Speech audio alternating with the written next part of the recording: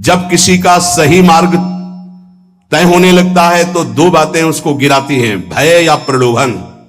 जो भय से भी नहीं लड़खड़ाता, प्रलोभन से भी नहीं रुकता, उसमें 33 भागवतिक सद्गुण प्रकाशित हो जाते हैं। पहला, अहिंसा। मन वचन कर्म से भी कभी वो किसी की हिंसा नहीं करेगा, न मन से, न वचन से, न कर्म से। धर्म का अलग अलग उपदेश है, स्थान, व्यक्ति, योग्यता, अधिकार के अनुसार। अहिंसा हमारे लिए है, हम निवृत्ति मार्ग के हैं। आप एक वीर योद्धा हैं राष्ट्र रक्षा के लिए, तो आपके लिए कठोरता चाहिए हृदय में। यदि आप दयालुता धारण करेंगे तो हमारा राष्ट्र संकट में पड़ जाएगा। आपके लिए माला चलाना नहीं, आपके लिए गोली चलाना भजन है। आप अपने धर्म से युक्त रहिए।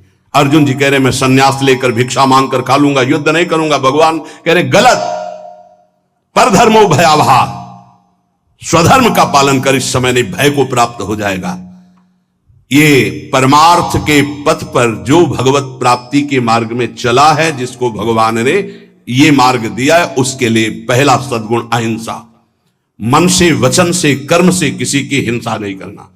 हिंसा और अहिंसा का निर्णय स्थान, अवसर, धर्म की स्थिति के अनुसार दिया जाता है, ना कि सार्वभौम। सार्वभौम अहिंसा का सिद्धांत नहीं चलेगा।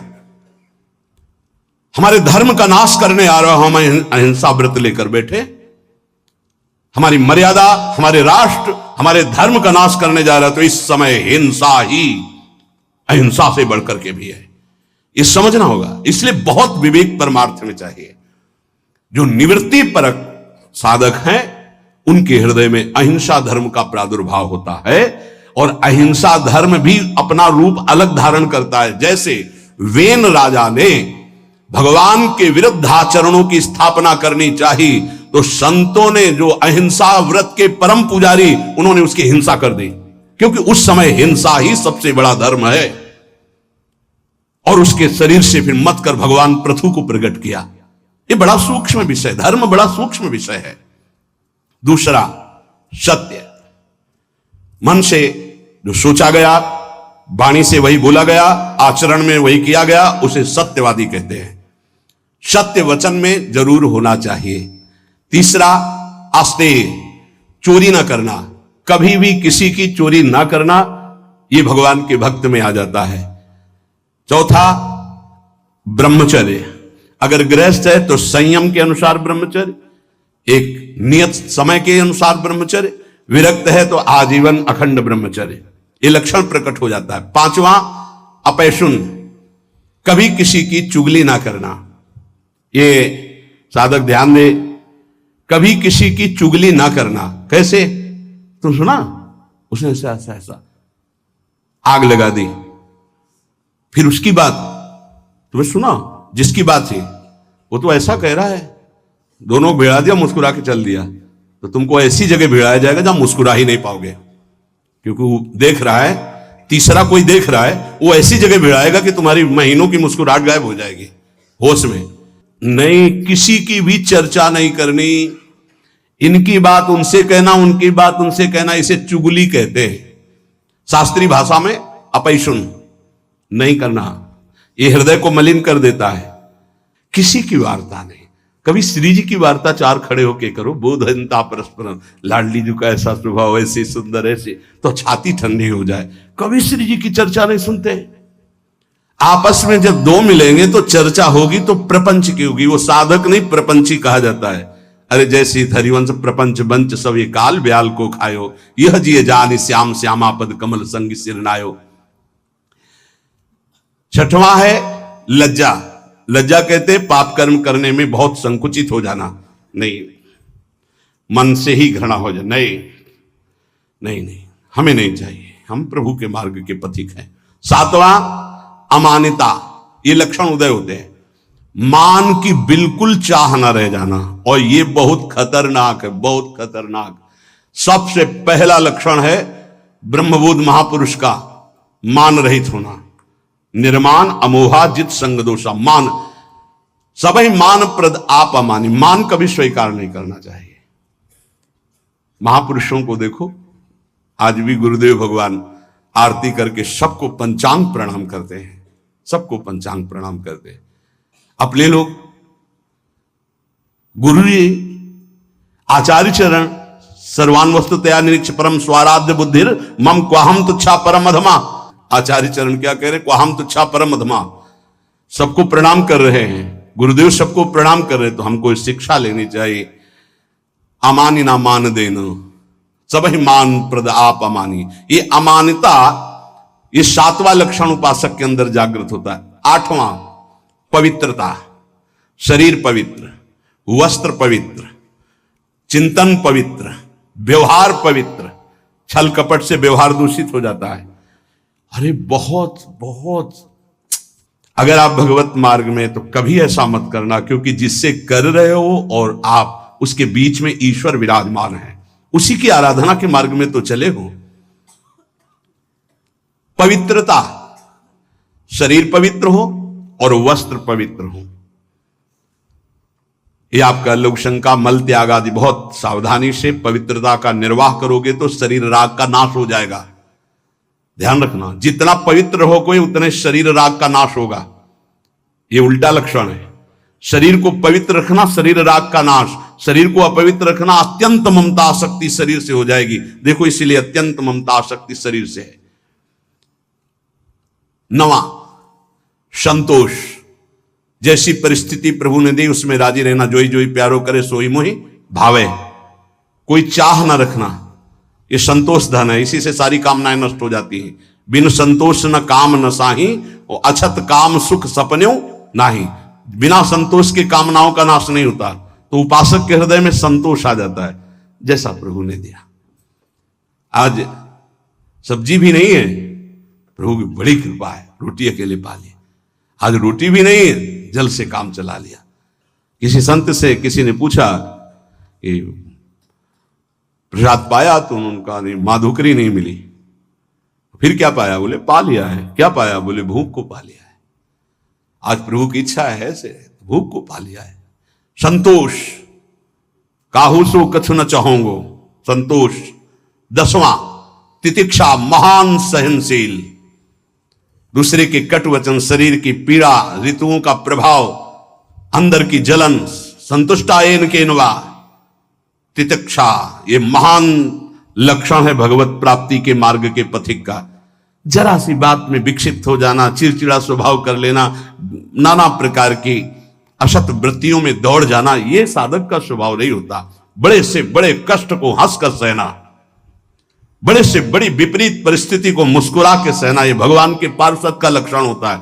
आप भगवान के पार्षद हैं, भगवत मार्ग के पथिक, चाहे गृहस्थी हो चाहे विरक्ति।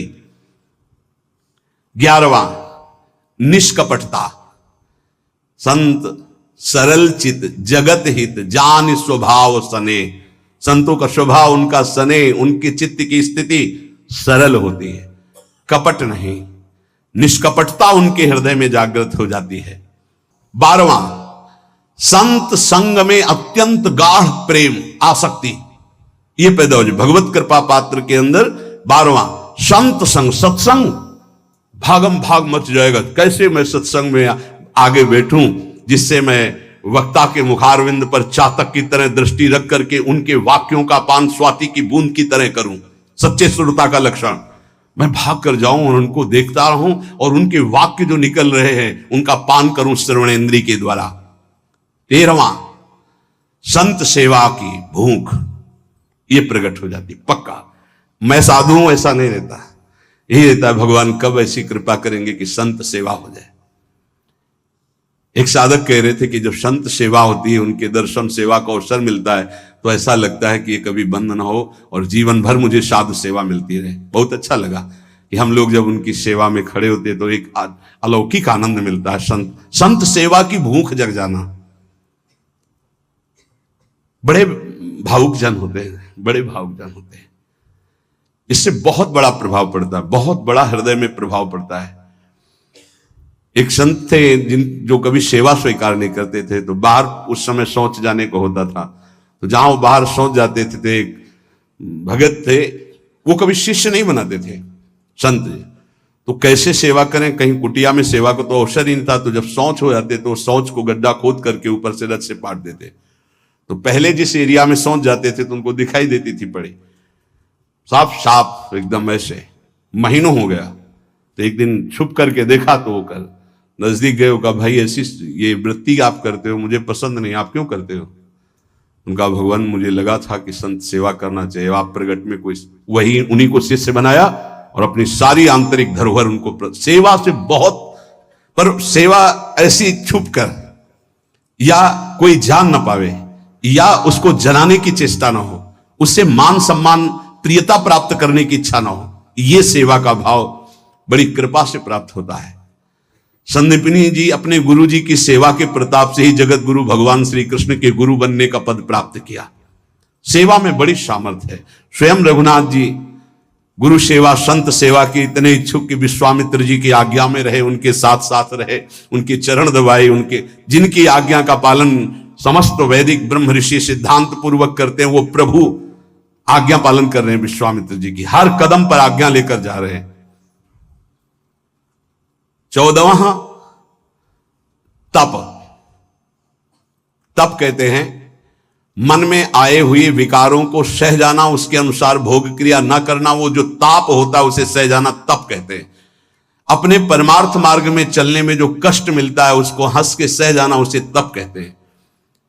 जैसे किसी को भी नींद ना आती हो तो इस समय आराम से आ जाएगी घर में आराम से, लेकिन आप नींद का त्याग करके तो प्रणाम करते हैं, कहते हैं कलयुग चल रहा है, प्रणाम करते हैं। 10-10, 20-20 हजार लोग मार्ग में, अगर हम वहां से 2:15 बजे निकलते हैं तो वो कै बजे से लगे होंगे, कै बजे खड़े रहे होंगे, कहां से आए होंगे, और किसी के चेहरे में कोई निराशा नहीं, नाचते हुए उत्साहित होते। मुझे तो सतयुग दिखाई दे रहा है, सब राधा राधा राधा राधा राधा। कहां उनकी नींद है, कहां उनकी सुविधाएं? छोटे छोटे गोद में बच्चे लिए धक्का खाते हुए खड़े हुए, बलियारी उनको प्रणाम है। क्या देखने के लिए खड़े हैं? क्या मिल जाता है उनको? ना एक चाय मिलती, ना एक लड्डू मिलता है, ना उनको ऐसे ऐसे भी तो नहीं होता कि, और ऐसे है भी क्या? आया क्या कुछ तुम्हारे पास है? ऐसे कुछ आया क्या? कुछ नहीं, कुछ नहीं, नहीं तो हम कर तो रहे नहीं, लोग ऐसे नहीं। अगर कुछ आया हो तो बताओ, कुछ नहीं आया।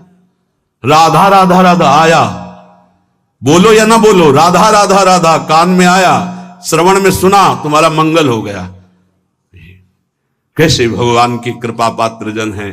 अपने तो संत नहीं है, संतों की चरण धूलि के आश्रित हैं। वो केवल संत दर्शन मात्र के लिए दूर दूर से गाड़ियों से आकर के रोड में खड़े।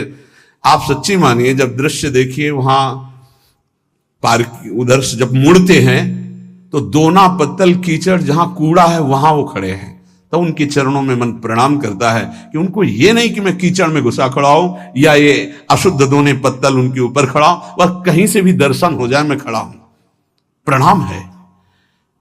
तप, अपने धर्म के पालन में जो कष्ट मिलता है उसको सहना। अपने धर्म के पालन में जो कष्ट है उससे, जैसे आप संयम से चल रहे तो काम वेदना जागृत हो रही, कोई आपको कट वचन कह रहा तो क्रोध वेदना आ रही, आप अपने परिवार के मोह का पोषण नहीं कर रहे तो मोह जला रहा है, आपके पास अर्थव्यवस्था नहीं तो लोभ आपको सता रहा है। कई तरह की ऐसी वेदनाएं ताप हैं, पर साधक उधर ध्यान न देते हुए वो भगवान की तरफ बढ़ता, उसे ही तपस्वी कहते हैं। भारी तपस्या इसे कहते हैं। 15वां स्वाध्याय, अपनी वाणी जी का गायन और शास्त्र सिद्धांतों का स्वाध्याय।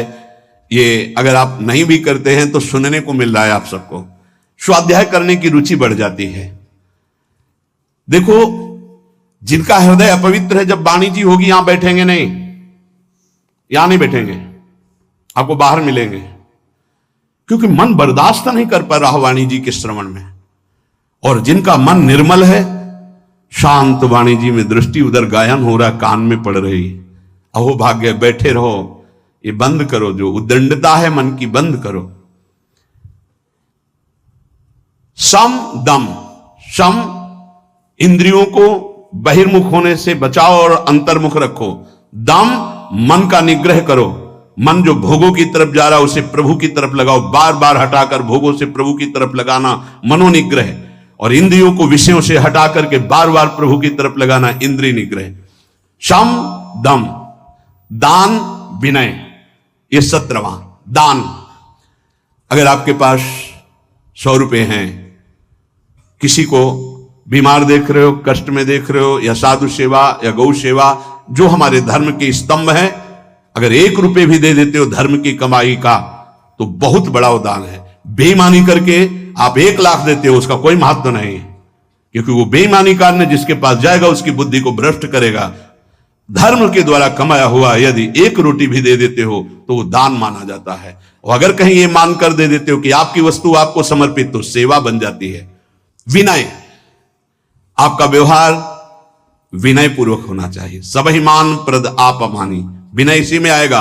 हंस बोले बहुमान दे, तरुषम सहनशीलता होए, परम उदार कहे सब कोई, सोच न मन कबहू करे। कब? जब वृत्ति भगवदाकार हो जाए तब। नहीं, पहले प्रवचन में कहा है कि नारियल जैसा स्वभाव होना चाहिए, ऊपर से जटिल और कठोर और अंदर से मृदु। अगर ऊपर से मृदु रखोगे तो घायल हो जाओगे। तुम्हारी सामर्थ्य नहीं कि माया के आक्रमण को सह पाओ। एक बार जो तुम्हारी तरफ देखे, दोबारा प्रियता भरी नजर से ना तुम देखो ना वो देखे, जब तक भगवत साक्षात्कार। इसीलिए उत्तम साधकों को देखा गया गंभीर मुद्रा। हिम्मत ही नहीं पड़ेगी कि तुम उनसे संभाषण कर लो, पक्का तुम्हारी हिम्मत नहीं पड़ेगी कि बात करो। अगर तुम्हें श्री हरिवंश भी कहना है तो एक बार सोचना पड़ेगा, वही जाकर सिद्धावस्था को प्राप्त होते। पहले ही व्यवहार में विनम्रता और हंस बोले बहुमान दे, तो तुम्हारी सामर्थ्य नहीं कि तुम व्यवहार के प्रेम को पचा पाओ। विनय। 18वां आर्जव। आर्जव कहते हैं सरलता को। अंदर की सरलता बहुत उत्तम है, बाहर की कठोरता अति आवश्यक है साधक के लिए। बहुत जरूरी है। अगर बाहर से सरल हुए तो धोखा हो जाएगा। ये इसीलिए शास्त्र अनुभवी जिज्ञासु तभी ले पाएगा जब अनुभवी मिलेंगे, नहीं तो शास्त्र को सरल होना चाहिए। तो कैसा सरल होना चाहिए?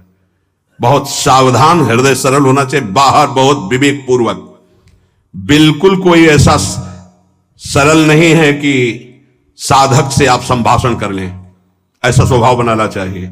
सरल हृदय, संत सरल चित्त। जरा शब्द पर देखिए, सरल चित्त, चित्त में सरलता हो, व्यवहार आपका निष्कपट निश्चल और व्यवहार थोड़ा शुष्क हो। कब तक? जब तक भगवत प्राप्ति न हो जाए। नहीं तो अगर शुष्क नहीं तो फिर रस में मक्खियां भनभनाने लगेंगी।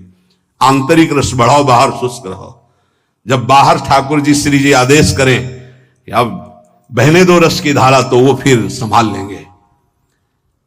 19वां दया। दया बिना साधु कसाई, दया करी तो आफत आई, ये उड़िया बाबा के ही वचन है। दया बिना साधु कसाई, दया होनी चाहिए, लेकिन वही दया तुम्हें मुक्त करेगी, वही दया तुम्हारे अंदर होनी चाहिए। दया का उल्टा क्या है? याद। भगवान की याद भुला दे, ऐसी दया कभी मत करना जैसा भरत जी ने किया। भरत जी ने दया किया और ममता साथ में जोड़ दी, भगवान का भजन छूट गया। अगला जन्म हिरण का बने, तब भजन शुरू हुआ। दया करनी है, पर दयालु भगवान का स्मरण करते हुए जो दया हो जाए, ऐसी दया नहीं करनी कि भगवान का स्मरण छूट जाए, हम फंस जाएं उस दया में। बहुत ऐसी जगह है जहां दया में फंसा जाता है, फिर निकलना बहुत कठिन होता है, भगवान ही निकालते हैं। दया। और 20वां है प्रबल श्रद्धा। एक होती श्रद्धा, हमें आप पे बहुत श्रद्धा, प्रबल श्रद्धा। किसी के कुछ भी कहने पर भी हमारी श्रद्धा में कोई फर्क नहीं है, कुछ भी। जैसे श्री बलि जी की प्रबल श्रद्धा श्री भगवान पर। गुरुदेव कह रहे हैं कि इनको 3 पग देने को कहा है, तुम्हारी सारी संपत्ति नष्ट हो जाएगी, ये तुम्हें 1 इंच जगह नहीं छोड़ेंगे। ये त्रिभुवनपति भगवान हरि हैं, वापस ले ले संकल्प, मैं कह रहा हूं। प्रबल श्रद्धा, गुरुदेव की बात नहीं मानी। और प्रबल श्रद्धा, शाप दे दिया, जा ईश्वर भ्रष्ट हो जा, फिर भी कोई भय नहीं, संकल्प किया। प्रभु ने अपना विस्तार किया, नाप लिया सब कुछ और फिर डांट लगाई। देखो प्रबल श्रद्धा। बोल 3 पग पृथ्वी दान के लिए कह रहा था, आप कहां? गुरु ने मना किया था, नहीं माना ना, बड़ा दानी बनता था, वरुण पास से बांध दिया जो प्रतिपल महान कष्ट देता है। अब बोल तीसरा पग कहां पूरा करेगा? बलि जी की प्रबल श्रद्धा में कोई फर्क नहीं पड़ा। प्रहलाद जी के नाती हैं, महाभागवत प्रहलाद जी के नाती विरोचन पुत्र महाराज बलि। उन्होंने कहा, प्रभु अभी तो आपको प्रणाम भी नहीं किया, हाथ बंधे नहीं, आपको प्रणाम करता। प्रभु हम अपने वचन से पीछे नहीं हटने वाले। 3 पग कहा था, 2 पग में सब नाप लिया, उतने ही बड़े बनो जितने बड़े में मांगा था, और तीसरा पग मेरे सर पे रखो और मुझे नाप लो। 2 पग में संपत्ति और तीसरे पग में संपत्तिवान को भगवान बिक गए। इसे कहते हैं प्रबल श्रद्धा। गुरु ने साप दे दिया, गुरु ने मना किया, भगवान ने बांध दिया, कटाक्ष किया, पर श्रद्धा पे कोई फर्क नहीं पड़ा। इसे कहते हैं प्रबल श्रद्धा। 21वां विवेक। यह विवेक बहुत बड़ा साधक का बल होता है, यह कहीं फंसने नहीं देता, हर जगह से विवेक बचा लेता। बहुत सुंदर अस्त्र है विवेक, जो हर समय काटता रहता है। मोह, ममता, राग, काम, क्रोध, लोभ, मद, सबको काट के भगवान की प्राप्ति कराने में बहुत बड़ा हाथ है विवेक का। और यह विवेक किसी बाजार में नहीं मिलता, यह केवल साधु समागम में मिलता है। बिन सत्संग विवेक न होई, और राम कृपा बिन सुलभ न सोई। बिना सत्संग के विवेक नहीं होता, बिना राम कृपा के सत्संग नहीं प्राप्त होता। 22वां दृढ़ वैराग्य। दृढ़ वैराग्य त्याग कहते हैं। भोग सामग्री की भोगने की इच्छा है पर भोगूंगा नहीं क्योंकि भगवत प्राप्ति करनी है, इसे त्याग कहते हैं। भोग सामग्री की भोगने की इच्छा का ही नाश हो गया है, भोग सामग्री आसपास है लेकिन नहीं, इच्छा ही नहीं है, उसका नाम वैराग्य है। दृढ़ वैराग्य, यहां से लेके ब्रह्मलोक तक के किसी भी भोग की सामर्थ्य नहीं कि उस उपासक के मन को ललचा दे, चलायमान कर दे, उसे दृढ़ वैराग्य कहते हैं। ये जागृत हो जाता है। 23वां एकांत सेवन की रुचि, अंतर्मुख। एकांत सेवन की रुचि, अंतर्मुख। बाहर के लिए कमरे की बात नहीं है, यहां कमरे में भी बैठकर आप एकांत नहीं रहेंगे यदि अंतर्मुख नहीं है। विषय चिंतन कर रहे हैं तो आप बाहर ही हैं, एकांत नहीं। एकांत अपने इष्ट के चिंतन में निरंतर लगे रहना। 24वां किसी भी तरह का कोई भी परिग्रह न रखना अपने लिए, कोई भी परिग्रह अपने लिए नहीं रखना। जिसने आज दिया है वही कल देगा। जो पूरे विश्व का भरण पोषण करता है वो इस शरीर का भी भरण पोषण करेगा। चिंता क्या करनी है? हम अपने कर्तव्य का पालन करते हैं, चिंता नहीं। हम प्रभु की आज्ञा में अपने जीवन को समर्पित करते हैं, भोगों की संग्रह में नहीं। अपरिग्रह, अपरिग्रह 2 प्रकार का होता है, एक बाहर से लिया हुआ दान और एक अंदर चिंतन। ना हमें भोगों की, अगर आज जो है ये खाने को मिल जाता, अगर ऐसा वस्त्र मिल जाता, ऐसा ऐसा, ना अंदर से चिंतन और बाहर से प्राप्त होने पर जितना हमारे शरीर का भरण पोषण, इसके अलावा नहीं है, हमें नहीं चाहिए। अगर वो उस पर महत्व बुद्धि है तो परिग्रह, परिग्रह है तो भगवान के अनुराग में बाधक है। अपरिग्रह बाहर और आंतरिक दोनों जगह से आशा शून्य हो जाना। आशा ही परमम दुखम, नैराश्यम परमम सुखम, अपरिग्रही का लक्षण है। बिना आशा के जो भोग प्राप्त हुआ है उसमें भी पहले विवेक के द्वारा देखना है कि धर्मयुक्त है कि नहीं, फिर विवेक के द्वारा निर्णय करना है साधना में सहयोगी है कि नहीं, फिर कितनी आवश्यकता है उतना उपभोग करना। 25वां समाधान।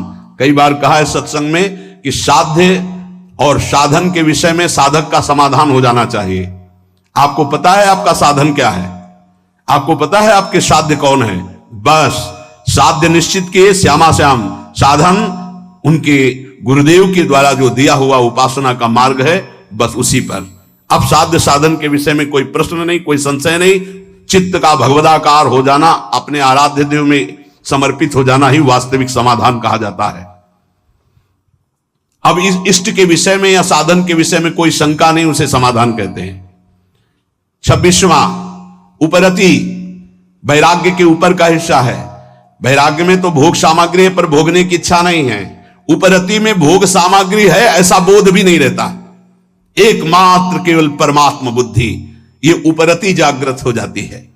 27वां भगवत तेज, जिससे सब भयभीत रहते हैं, उसे भगवत तेज कहते हैं।